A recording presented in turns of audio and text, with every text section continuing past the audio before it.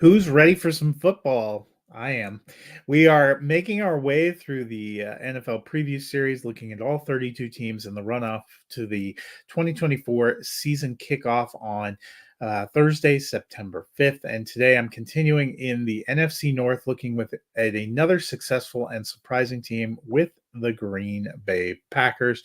You know, the NFC North was nothing if not a surprise in 2023. And one of the biggest was a young Packers team with first year starter Jordan Love. They were up and down most of the season, but they closed really strong. They were 6-8 with 3 games to go, but they won them all, finishing at 9-8 to slip into the playoffs. And once there, they made a statement. They used that momentum to take out the Dallas Cowboys and were really close with the 49ers before being eliminated in the divisional round. This offseason, the Packers bid farewell to a couple of veterans. Chief among them was running back Aaron Jones, who left to sign with the rival Minnesota Vikings. They also lost a few other players, but they made some splashes in free agency, grabbing former Giants safety Xavier McKinney. They also reloaded at running back with Josh Jacobs.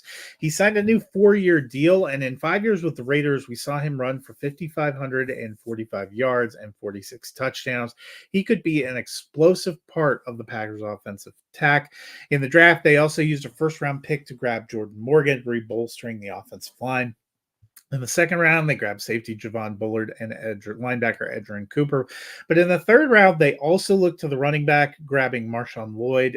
Last year, he rushed for 820 yards and 9 touchdowns with USC.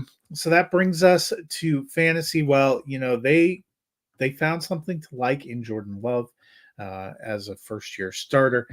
They gave him a massive extension here just a few days ago to kick off the offseason. He was QB5 in 2023. I like him as a QB1 again in 2024, although much like with Goff in Detroit, I like him more of a back end QB1.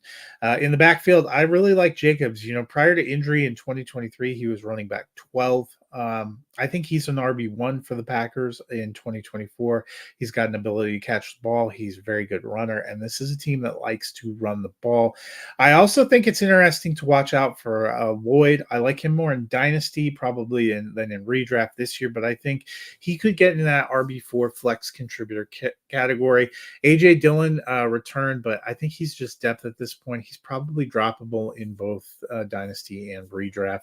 The wide receiver group is a little bit interesting for the Packers. In 2023, rookie Jaden Reed led the team at wide receiver 25. Romeo Doubs led the Packers in targets and finished as wide receiver 36. The team also still has veteran Christian Watson, who has struggled with injuries, and they have some younger players like Dontavian Wicks and Bo Melton. There are a lot of options here, but I don't think any of them is a lock top 24 guy. I like Reed the best in Dynasty and redraft. I also like Doubs as a wide receiver 3-4. Also, I think both those guys could be in the wide receiver 3 category. The biggest question here is Watson, who's really a boom bust guy, kind of prone to missing time. To me, he's a draft at your own risk. I like him more in best ball than in either dynasty or redraft.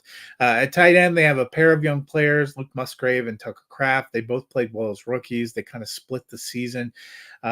Musgrave was a higher pick, but some people like Kraft as a better receiver. I think they both have value, but they're both kind of in that tight end 2 category for me. So what about the Packers? The Packers were a surprise playoff team in 2023. I don't think they're going to catch anyone by surprise this year, but I still think they have a good core on defense and offense.